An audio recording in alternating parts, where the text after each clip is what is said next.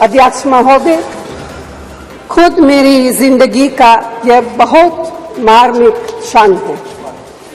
पहली दफा स्थानीय निकायों में स्त्री की भागीदारी तय करने वाला संविधान संशोधन मेरे जीवन साथी राजीव गांधी जी ही लाए थे। उन्होंने लाए थे जो राज्यसभा में 7 वोटों से गिर गया था। बाद में प्रधानमंत्री पीवी नरसिम्हा राव जी के नेतृत्व में कांग्रेस सरकार ने ही उसे पारित कराया। आज उसी का नतीजा है कि देश भर के स्थानीय निकायों के जरिए हमारे पास 15 लाख चुनी हुई महिला नेता है। संसद के विशेष सत्र का तीसरे दिन की कार्यवाही शुरू हुई। लोकसभा में महिला आरक्षण विधेयक यानी नारी शक्ति वंदन विधेयक पर बहस की शुरुआत हुई। कांग्रेस की पूर्व अध्यक्ष सोनिया गांधी ने कहा कि ये मेरे पति राजीव गांधी का सपना था। इसके साथ ही उन्होंने जाति जनगणना की भी मांग की। सोनिया गांधी ने कहा कि अध्यक्ष महोदय, आपने मुझे बोलने की इजाजत दी, इसके लिए मैं आपकी आभारी हूँ। भारतीय राष्ट्रीय कांग्रेस की तरफ मैं नारी शक्ति वंदन अधिनियम 2023 के समर्थन में खड़ी हुई हूँ।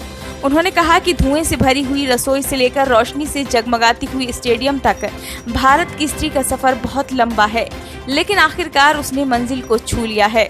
उसने जन्म दिया, उसने परिवार चलाया, उसने पुरुषों के बीच तेज दौड़ लगाई और असीम धीरज के साथ अक्सर खुद को हारते हुए लेकिन आखिरी बाजी में जीतते हुए देखा।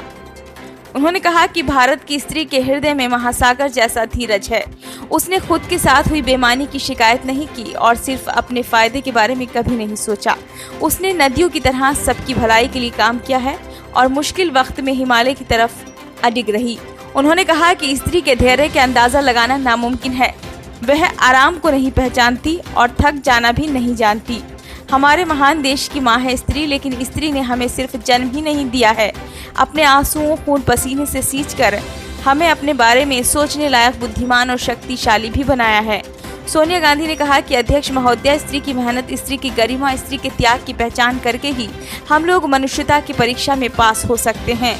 आज़ादी की लड़ाई और नए भारत के निर्माण हर मोर्चे पर स्त्री पुरुष के साथ कंधे से कंधा मिलाकर लड़ी है। वह उम्मीदों की आकांक्षाओं, तकलीफों और घर गृहस्थी के बोझ के नीचे नहीं दबी।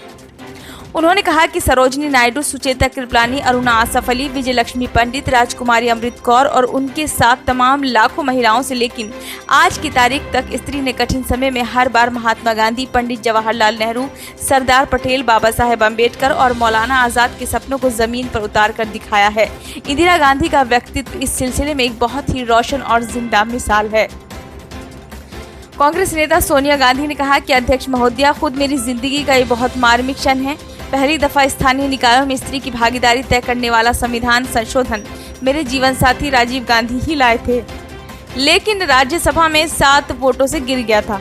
बाद में प्रधानमंत्री पीवी नरसिम्हा राव जी के नेतृत्व में कांग्रेस सरकार ने ही उसे पारित कराया। आज उसी का नतीजा है कि देश भर के स्थानीय निकायों के जरिए हमारे पास 15 लाख चुनी हुई महिला नेता हैं। उन्होंने कहा कि राजीव गांधी का सपना अभी तक आधा ही पूरा हुआ है। इस विधेयक के पारित होने के साथ ही वह पूरा होगा। उन्होंने कहा कि कांग्रेस पार्टी इस विधेयक का समर्थन करती है। हमें इसके पास होने से खुशी है, मगर इसके साथ साथ एक चिंता भी है। उन्होंने कहा, मैं एक सवाल पूछना चाहती हूँ। पिछले 13 वर्षों से भारतीय स्त्रियां अपनी राजनीतिक जिम्मेदारी का इंतजार कर रही हैं और अब उन्हें कुछ वर्ष और इंतजार करने के लिए कहा जा रहा है। कितने वर्ष? 2, 4, 6 या 8 वर्ष? क्या भारत की महिलाओं के साथ ये बर्ताव उचित है? उन्होंने कहा कि भारतीय राष्ट्रीय कांग्रेस की मांग है कि विधेयक फौरन अमल में लाया जाए, लेकिन इसके साथ ही जातिगत जनगणना कराकर schedule caste, schedule tribe, OBC की महिलाओं के आरक्षण की व्यवस्था की जाए।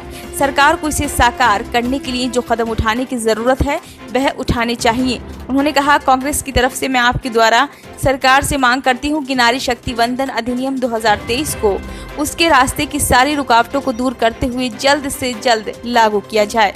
ऐसा करना न सिर्फ जरूरी है बल्कि संभव भी है। ब्यूरो रिपोर्ट, नई दिल्ली।